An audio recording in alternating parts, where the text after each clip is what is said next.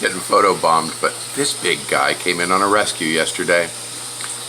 Lady special ordered him from a pet store and didn't realize how big he was going to grow, and he grew too big for her tank.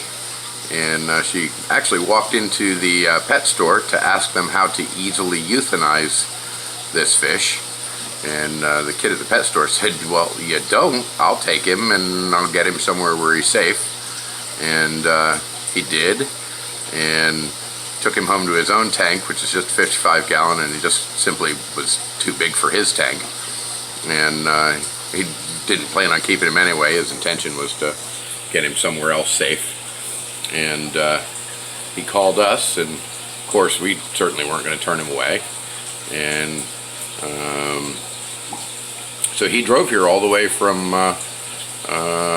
Zolfa Springs, I think he said, which is pretty good freaking drive. And he drove here to bring this fish here. And as you can see, he's a little scared right now. He was out a little bit ago, but now that I brought the camera over, of course he's terrified and hiding under a decoration. But he's good, and we are happy to have him here.